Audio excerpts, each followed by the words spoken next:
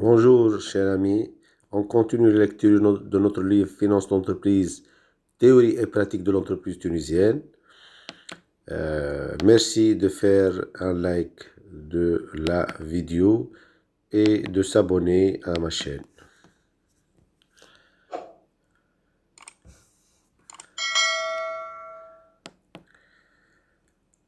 Dans le chapitre 10, on a fait juste une introduction de l'analyse financière. L'analyse financière qui est au cœur même du métier de l'analyste financier et du directeur financier lui-même au sein de l'entreprise.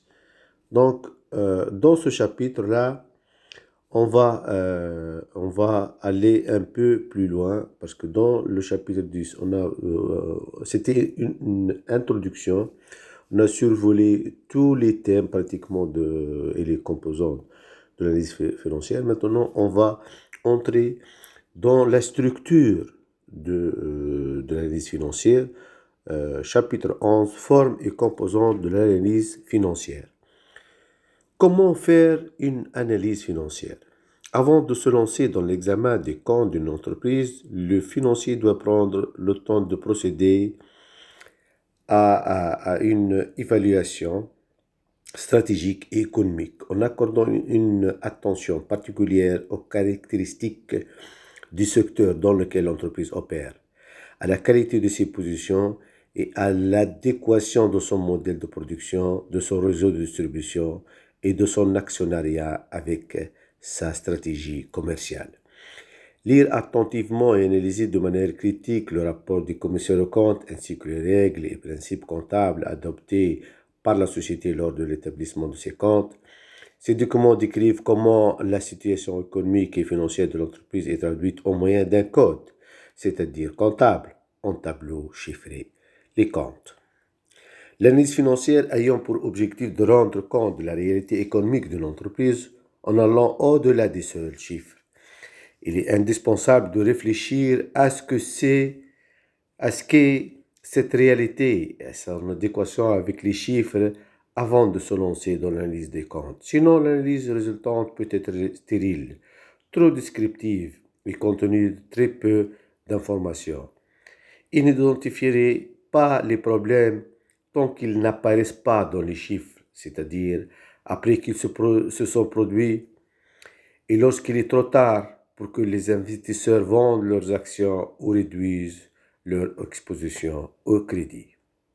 Une fois cette tâche préliminaire terminée, les lecteurs peuvent se lancer dans le cours standard de l'analyse financière que nous suggérons et utiliser des outils plus sophistiqués tels que la notation et les notations de crédit.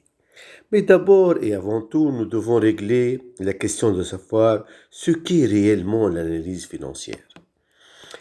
Qu'est-ce que l'analyse financière? L'analyse financière est un outil utilisé par les actionnaires existants et potentiels d'une entreprise, ainsi que par les prêteurs ou les agences de notation. Pour les actionnaires, l'analyse financière évalue si l'entreprise est capable de créer de la valeur. Il implique généralement une analyse de la valeur de l'action et se termine par la formulation d'une recommandation d'achat ou de vente sur l'action. Pour les prêteurs, l'analyse financière évalue la solvabilité et la liquidité d'une entreprise, c'est-à-dire sa capacité à honorer ses engagements et à rembourser ses dettes à temps. Soulignons toutefois qu'il n'y a pas deux ensembles de processus différents selon qu'il s'agit d'une évaluation pour les actionnaires ou pour les prêteurs. Même si les finalités sont différentes, les techniques utilisées sont les mêmes. Pour la simple raison qu'une entreprise créatrice de valeur sera solvable et une entreprise destructrice de valeur sera tôt ou tard confrontée à des problèmes de solvabilité. Les prêteurs et les actionnaires examinent très attentivement le tableau des flux de trésorerie d'une entreprise, car il montre la capacité de l'entreprise à rembourser les dettes envers les prêteurs et à générer des flux de trésorerie disponibles, le principal moteur de valeur pour les actionnaires.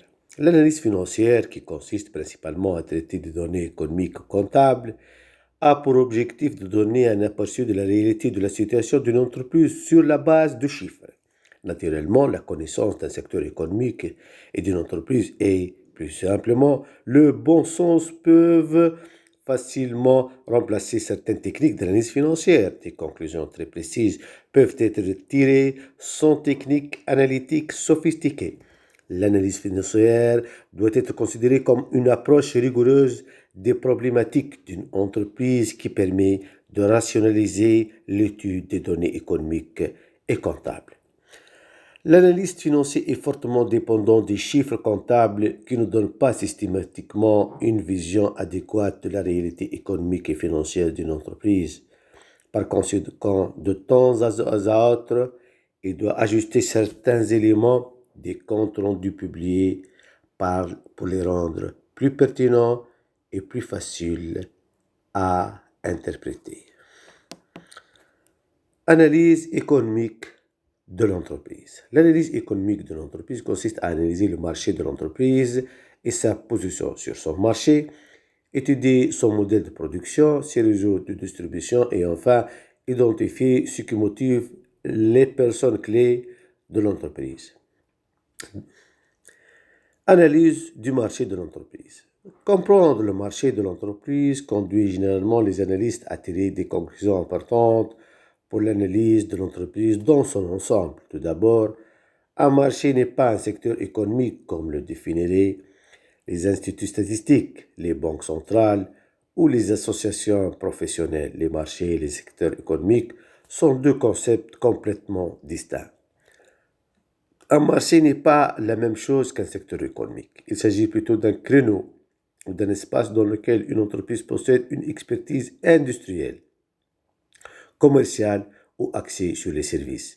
Une fois qu'un marché a été créé, il peut ensuite être segmenté à l'aide de variables géographiques, c'est-à-dire locales, régionales, nationales, mondiales et sociologiques, produits de luxe, milieu de gamme, entrée de gamme. C'est aussi une tactique évidente adoptée par les entreprises qui cherchent à se protéger de leurs rivaux. Si une telle tactique réussit, une entreprise créera son propre marché sur lequel elle règne en maître. Une fois qu'un analyste financier a étudié et défini un marché, son réflexe naturel est alors de tenter d'évaluer les opportunités de croissance et d'identifier les facteurs de risque. La forme de croissance la plus simple est la croissance organique en volume, c'est-à-dire vendre de plus en plus de produits. Pour aborder la question de la croissance du marché, nous devons nous pencher sur le cycle de vie du produit. Les moteurs de la croissance dans une économie développée sont souvent très complexes. Ils peuvent inclure avancées technologiques, nouveaux produits, les changements de la situation économique, les changements dans les modes de vie des consommateurs, les tendances démographiques et les considérations environnementales. À ses débuts, le marché évolue rapidement car les produits sont encore mal adaptés aux besoins des consommateurs. Pendant la phase de croissance, le risque technologique a disparu. Le marché s'est installé et se développe rapidement, étant assez peu sensible aux fluctuations de l'économie dans son ensemble. À mesure que le marché arrive à maturité, les ventes deviennent sensibles aux aléas de la conjoncture économique générale. Et à mesure que le marché vieillit et décline, la concurrence sur les prix augmente et certains acteurs du marché sont laissés pour compte. Celles qui restent peuvent afficher des marges très intéressantes et aucun investissement supplémentaire n'est nécessaire. Enfin, le lecteur doit noter qu'un secteur en expansion n'est pas nécessairement un secteur attractif d'un point de vue financier. Là où la croissance future a été surestimée, l'offre dépasse la demande, même lorsque la croissance est forte et tous les acteurs du marché perdent de l'argent, par exemple l'industrie des panneaux solaires. Risque de marché. Le risque de marché varie selon qu'il s'agit d'un produit d'origine ou d'un article de remplacement. Un produit vendu en première monte semblera plus attractif aux yeux des consommateurs qui ne le possèdent pas déjà. Et c'est le rôle de la publicité de s'assurer que c'est ce qu'ils ressentent. À l'inverse, si les consommateurs possèdent déjà un produit, ils seront toujours tentés de retarder son remplacement jusqu'à leurs conditions s'améliorent et dépenseront ainsi leurs fonds limités pour un autre nouveau produit. Les besoins passent avant tout. En d'autres termes, les produits de remplacement sont beaucoup plus sensibles aux conditions économiques générales que les équipements d'origine. Dans cette optique, il est essentiel pour un analyste d'établir si les produits d'une entreprise sont acquis en tant qu'équipement d'origine ou dans le cadre d'un cycle de remplacement, car cela affecte directement la sensibilité de l'entreprise aux conditions économiques générales. Trop souvent, nous avons entendu des analystes affirmer qu'un secteur particulier, comme l'industrie alimentaire, ne comporte aucun risque, car nous aurons toujours besoin de manger. Soit ces analystes ne voient pas les risques, soit ils les ignorent. Certes, nous aurons toujours besoin de manger et de boire, mais pas forcément de la même manière. Par exemple, les sorties au restaurant sont en augmentation. La consommation de soda diminue et la consommation de jus de fruits frais augmente rapidement. Part de marché. La position détenue par une entreprise sur son marché se traduit par sa part de marché, qui indique la part d'activité sur le marché en volume ou en valeur réalisée par l'entreprise. Une entreprise avec une part de marché substantielle a les avantages de certaines fidélités de ses clients qui achètent régulièrement auprès de l'entreprise. En conséquence, l'entreprise réduit la volatilité de son activité, un pouvoir de négociation fort vis-à-vis de ses clients et de ses fournisseurs.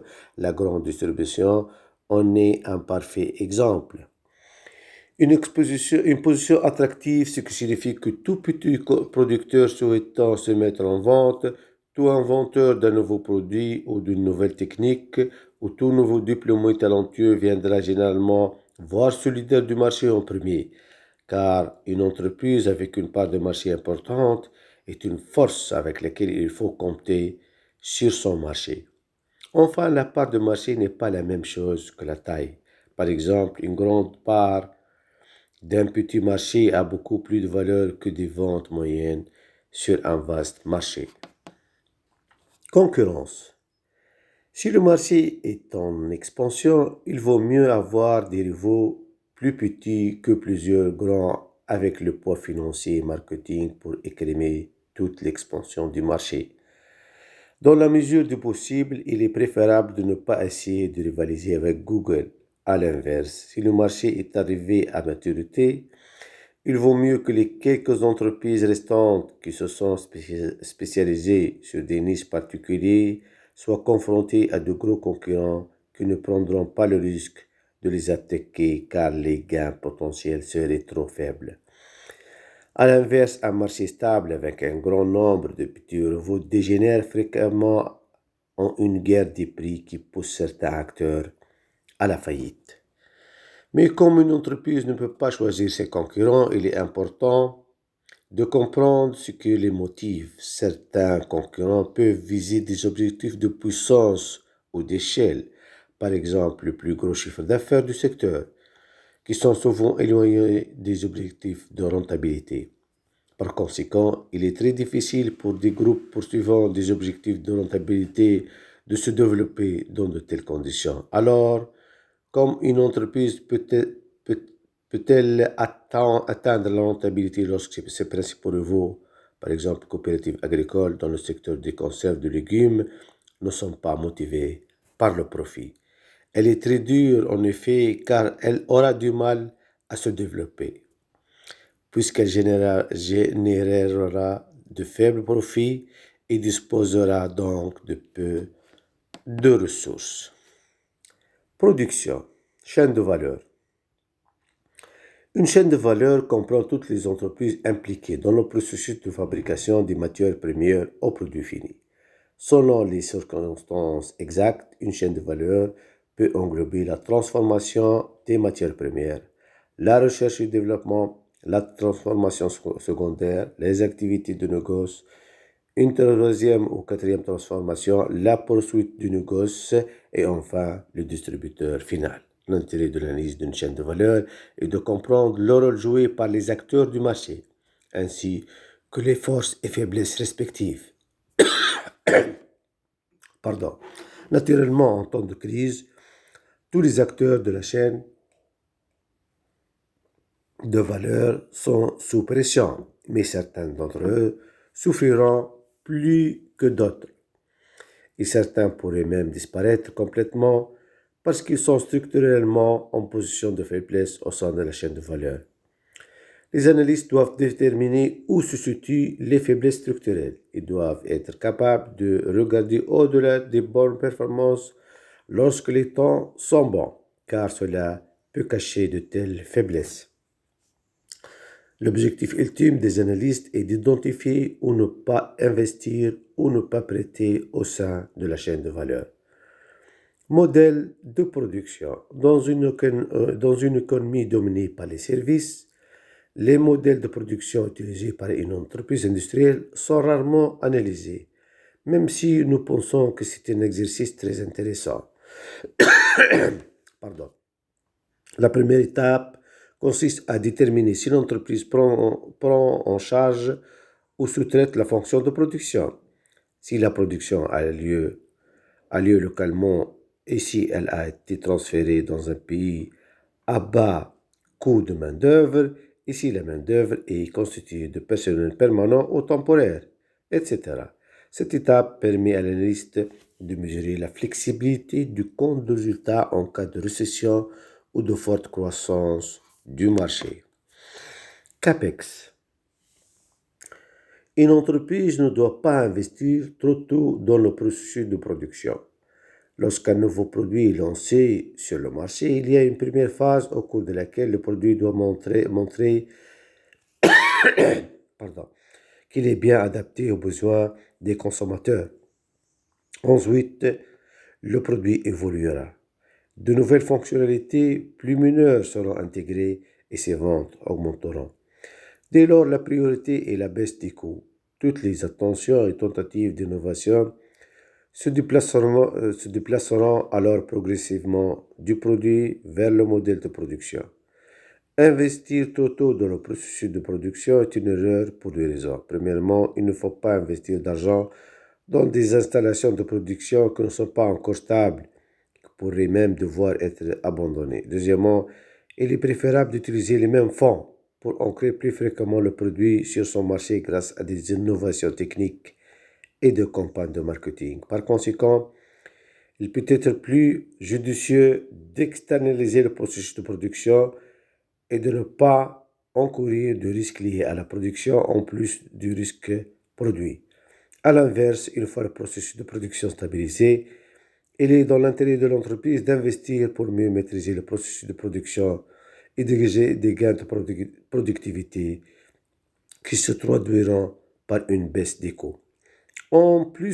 De plus en plus, les entreprises cherchent à externaliser leurs opérations de fabrication ou de service, réduisant ainsi le cœur de métier à la conception et à la gestion de projets. En gros, les entreprises du passé étaient principalement axées sur la production pardon, et avaient une structure d'organisation verticale parce que la valeur était concentrée dans la fonction de production. Aujourd'hui, dans un grand nombre de secteurs, équipements, télécom, production, informatique, la valeur réside principalement dans les fonctions de recherche, d'innovation et de marketing. Système de distribution. Un système de distribution joue généralement trois rôles: logistique, présentation, livraison et stockage des produits, conseil et services, information et promotion des produits, service après-vente et circulation de l'information entre le producteur et le consommateur, et inversement, financement, faire des achats fermes des produits, c'est-à-dire assumer le risque de mauvaise vente. Ces trois rôles sont essentiels.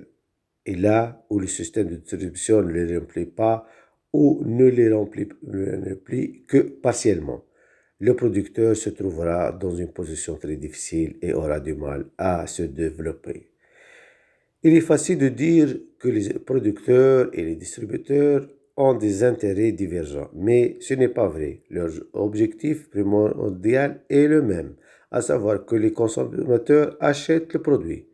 Alors, quel type de système de distribution une entreprise devrait-elle choisir? Naturellement, c'est une décision clé pour les entreprises.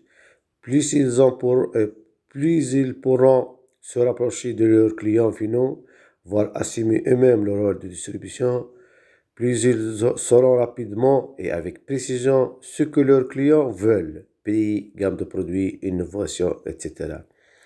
Et plus tôt ils prendront conscience des fluctuations des conditions commerciales, plus tôt ils pourront ajuster leur production. Mais un tel choix nécessite des compétences humaines particulières, des investissements en moyens logistiques et commerciaux et un fondement important. Cette approche a plus de sens lorsque le facteur clé qui motive les achats des clients n'est pas le prix, mais l'image du produit, le service après-vente et la qualité qui doivent être étroitement contrôlés par l'entreprise elle-même plutôt que par un acteur extérieur. Par exemple, Apple a progressivement créé son propre réseau de vente au détail et a réduit le nombre de détaillants tiers qu'elle approvisionne. Être loin des clients finaux comporte les avantages et les inconvénients opposés. L'investissement requis est minime, mais l'entreprise est moins consciente des préférences de ses clients et les risques liés aux aléas cycliques sont amplifiés. Si les clients finaux ralentissent leurs achats, il peut s'écouler un certain temps avant que le détaillant final ne prenne conscience de la tendance et réduise ses achats auprès du grossiste. Le grossiste subira à son tour un effet d'inertie avant de réduire ses achats au producteur, qui n'aura donc été averti du ralentissement que plusieurs semaines, voire plusieurs mois après qu'il ait commencé. Et lorsque les conditions se redressent, il n'est pas rare que les distributeurs soient en rupture de stock, alors même que le producteur dispose encore de vastes stocks. Là où la concurrence sur les prix prédomine, il est préférable pour le producteur de concentrer son investissement sur les installations de production afin de réduire ses coûts, plutôt que de d'éparpiller sur un réseau de distribution qui nécessite des compétences différentes du côté de la production. À cet égard, Internet peut être un moyen de distribution rentable. L'entreprise et ses collaborateurs. Trop souvent, nous avons entendu dire que les ressources humaines d'une entreprise sont ce qui compte vraiment. Dans certains cas, cela sert à justifier toutes sortes de décisions étranges. Il y a peut-être du vrai dans les petites entreprises qui n'ont pas de position stratégique et survivent grâce aux qualités personnelles et au charisme de leur manager.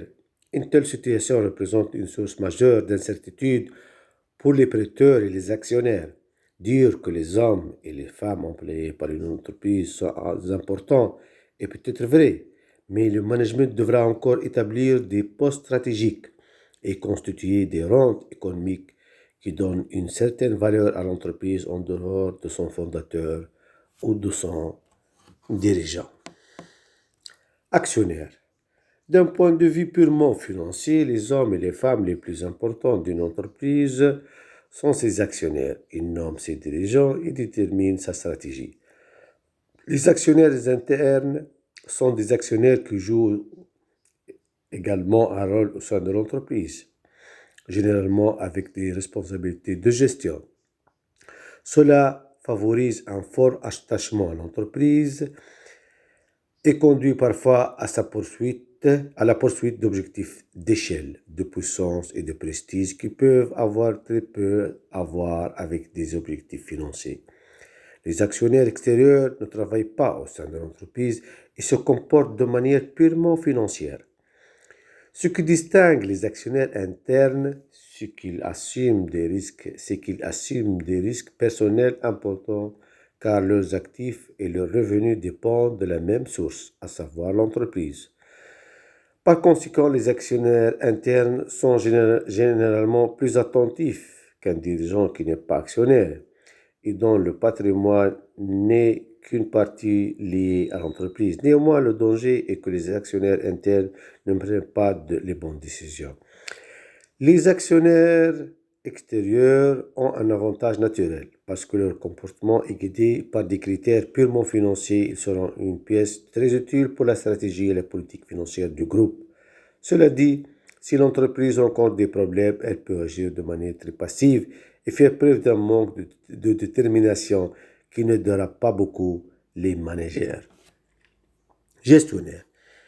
Il est important de comprendre les objectifs et l'attitude des dirigeants vis-à-vis des actionnaires. Le lecteur doit garder à l'esprit que le développement généralisé des systèmes d'intéressement fondés sur les options d'achat d'actions, en particulier, a aligné les intérêts financiers des dirigeants sur ceux des actionnaires. Voilà, dans ce chapitre, on a vu tous les aspects de l'analyse financière et on a mis l'analyse financière dans son contexte économique et financier, à savoir le secteur de l'entreprise, son marché, sa taille, sa part de marché, ses fournisseurs, sa manière, son système de production, son système de distribution, le produit, comment il est mis sur le marché, comment l'entreprise augmente ses ventes, quels sont les risques liés à ce produit, est-ce qu'il est en phase de lancement, est-ce il est en phase de maturité. Tout ça doit être analysé par l'analyste financier. Pourquoi? Parce qu'il va donner à l'information financière chiffrée une autre ampleur et il va éclairer sur l'avenir de l'entreprise. Sur ce produit qu'elle est en train de vendre, est-ce qu'il est viable? Est-ce qu'il permet de générer des profits, d'augmenter la rentabilité et la valeur de l'entreprise? Et puis, il doit jeter un œil sur le système de management. Est-ce que les actionnaires sont, eux, des gestionnaires? Et ça s'applique dans la plupart des cas, dans les petites entreprises, on voit que l'actionnaire est lui-même gestionnaire. Et là, c'est un défaut parce que l'entreprise vit grâce au charisme, grâce à cet actionnaire fondateur, que les clients et les fournisseurs lui font confiance, mais dès son départ, on voit que la plupart des petites entreprises carrément disparaissent. Donc, l'analyste financier doit faire attention à ça et voir comment l'entreprise est gérée et quelle est la relation entre actionnaire et gestionnaire. Merci pour votre attention et au revoir.